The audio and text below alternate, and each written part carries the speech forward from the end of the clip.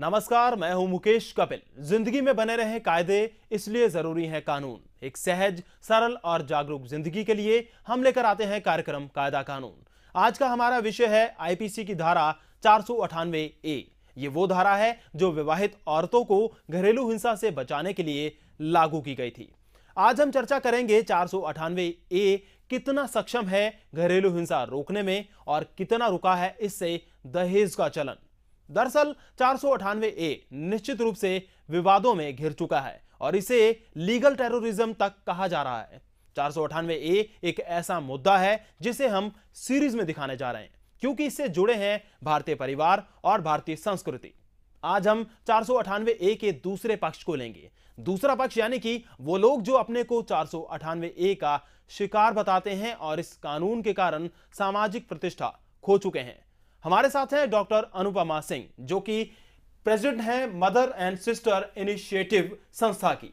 Doctor Anupama, आपका स्वागत है कायदा कानून में। धन्यवाद। डॉक्टर साहब, सबसे पहले हम ये जानना चाहेंगे 498A ये वो कानून है जो आज विवादों में है। आखिर कौन सा है ये कानून, है क्या ये कानून है दहेज से पीड़ित औरतों के लिए। अगर आप दहेज के लिए सताए जा रहे हैं या फिर किसी भी तरह की क्रूएल्टी जिसे कहते हैं, दो बातें हैं इस कानून के अंतर्गत कि अगर आप डाउरी के लिए परेशान किए जा रहे हैं या फिर किसी भी तरह की क्रूएल्टी, मेंटल, फिजिकल, तो फिर आप इस कानून के अंतर्गत एक शिकायत दर्ज करा सकते हैं अपने हस्बैंड और उनके फैमिली मेम्बर्स के खिलाफ। और ये एक ऐसा कानून है जो नॉन बेलेबल है। जैसे कि नॉन बेलेबल का ये मतलब है कि बेल मांगना आपका अधिकार नहीं है, जो नॉर्मली होता है कि अगर आपके खिलाफ कोई शिकायत दर्ज होती है तो ये आपका अधिकार है कि आप बेल मांग सकते हैं। लेकिन इस कानून के अंतर्गत it is not a right. आपको कोर्ट जाके मांगनी पड़ेगी कि मुझे बेल दिया जाए और आपको प्रूव करना पड़ेगा कि क्यों आपको बेल मिले। और ये bail completely depends on the जज। तो ये जज पे डिपेंड करता है कि वो आपको बेल दें या ना दें। अगर आपको बेल नहीं मिले तो जब तक आपके खिलाफ ये कानून ये मामला दर्ज है तब तक आप हो सकता है जेल में भी रहें। आईपीसी 498A क्या समाज में कानूनी आतंकवाद फैला रहा है? 498A के तहत पत्नी अपने पति और उसके परिवार के किसी भी सदस्य के ऊपर शारीरिक एवं मानसिक क्रूरता की शिकायत कर सकती है। एक बार शिकायत दर्ज हो जाने के बाद पुलिस को यह अधिकार मिल जाता है कि वो बिना जांच के पति एवं उसके परिवार के सदस्यों को गिरफ्तार कर ले। ये केस गैर जमानती है और पूरे परिवार को जेल जाना ही पड़ता है। 498A के तहत किसी एक महिला द्वारा जब शिकायत दर्ज की जाती है तो कम से कम 2 से अधिक महिलाओं को जेल जाना पड़ता है। जेल जाने वाली महिलाओं में पति की बूढ़ी मां, दादी, गर्भवती बहन, अविवाहित बहन और घर के अवयस्क सदस्य तक होते हैं।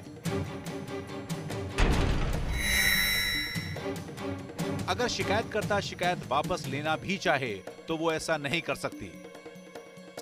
तो जेंडर ह्यूमन राइट्स सोसाइटी के अध्यक्ष संदीप भारतीय इस वक्त हमारे साथ हैं दूसरे स्टूडियो में। उनसे भी बात करते हैं। संदीप जी, जानना चाहेंगे आपसे, 498A एक ऐसा कानून बन चुका है जो कि लोगों को प्रताड़ित कर रहा है। आप क्या कहेंगे इस कानून के बारे में?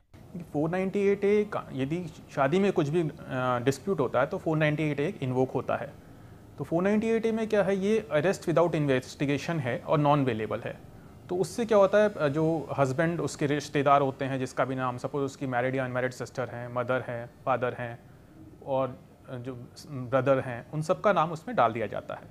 तो उससे क्या होता है, अरेस्ट विदाउट इन्वेस्टिगेशन होने से पुलिस सबको अरेस्ट करने जाती है। तो फिर पहले पुलिस को पैसा खिलाओ या पुलिस से छुपते हुए फिरो, या फिर उसके बाद बेल लेने के लिए भी आपको पैसा लगता है। जज भी बेल नहीं देते जब तक कि आप बोलेगा लड़की बोल रही है इतना खर्चा हुआ, या मतलब इतना इसमें ज्वेलरी है। ज्वेलरी भी लड़कियां आजकल ले जाती हैं, उसके बाद दोबारा बोलती हैं जब तक हमारे को ज्वेलरी का दोबारा पैसा नहीं मिलेगा तब तक जज बेल नहीं देते। जी, तो मैम, जिस तरह से 498A आज काम कर रहा है, आप क्या मानती हैं, कितनी औरतों को सुरक्षा क्या दे पा रहा है ये कानून? एक तो ये है कि ये कानून औरतों के लिए बनाया गया, तो कहीं एक पैराडॉक्स है कि जो कानून औरतों के लिए बनाया गया है वो जहां एक औरत को सुरक्षा देता है, वहीं कम से कम दो औरतों को उत्पीड़ित भी कर रहा है, क्योंकि हर एक कंप्लेन में आप देखेंगे कि कम से कम दो औरतों का नाम ज़रूर होता है, एक सास का नाम ज़रूर होता है और एक ननद का नाम ज़रूर होता है, चाहे वो उनके साथ रहती हो, ना रहती हो, शादीशुदा हो, चाहे वो उस देश में भी ना रहती हो, फिर भी उनका नाम हमेशा दर्ज कर दिया जाता है। शिकायत में। तो एक तरफ जहां आपको कोई इन्वेस्टिगेशन जरूरी नहीं है, कोई प्रूफ जरूरी लीड करना, एविडेंस लीड करना जरूरी नहीं है जी। और आप सीधे जेल चले जाते हैं, वहां कम से कम दो औरतों को परेशान किया जाता है इस कानून के अंतर्गत। तो दैट इज अ पैराडॉक्स, क्योंकि औरतें ही उत्पीड़ित हो रही हैं इस कानून के अंतर्गत। जनरली आप देखो बेल मैटर जाते हैं, कोर्ट भी यही कहती है कि आप इनके स्त्री धन एज पर लिस्ट वापस करो, एज पर लिस्ट वापस करो, और जब तक डोरी आर्टिकल वापस नहीं होते जनरली एंटिसिपेटरी बेल नहीं होती। एक दूसरा एक रवैया ये हो गया, कोर्ट कहती है कि जेवर पता लगे कि हस्बैंड और इन लॉज की तरफ से टोटल 10 तोले सोना दोनों ने मिलकर दिया था, और सोना लिखवाते हैं 10 तोले की जगह 100 तोले, जो कि बिहाइंड लिमिट है।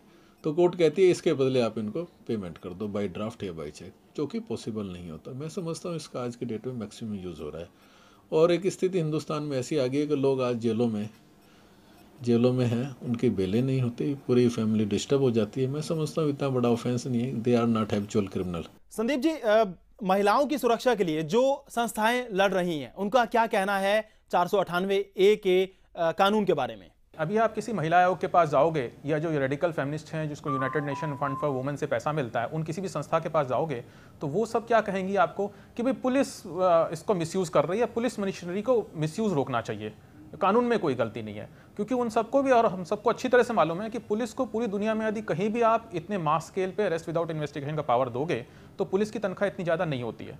वो वर्स्ट केस एलिगेशन लगा के अरेस्ट अपना पैसा बनाने के लिए अरेस्ट करेगा ही करेगा। तो ये जो महिला आयोगों का ये जो तर्क है कि भाई आप इसको पुलिस मिसयूज़ कर रही है और कानून में मत बदलाव करो, उससे कुछ होने वाली नहीं है। ये खाली प्रेस को बेवकूफ़ बनाने के लिए बात कही जा रही है। यदि आपको सही में इसका मिसयूज़ करना है तो आप हस्बैंड को छोड़ के सबके लिए इसको बेलेबल कर दो। बेलेबल से ये तो है नहीं वो छूट गया, यदि वो असल में दोषी पाया जाता है तो बाद में आप उसको सजा दो। लेकिन ये जो पुलिस का और ये जो बेल के टाइम जो करप्शन है, ये आपको इमीडिएटली रोकना चाहिए जो मास स्केल पे हो रहा है। अगर हम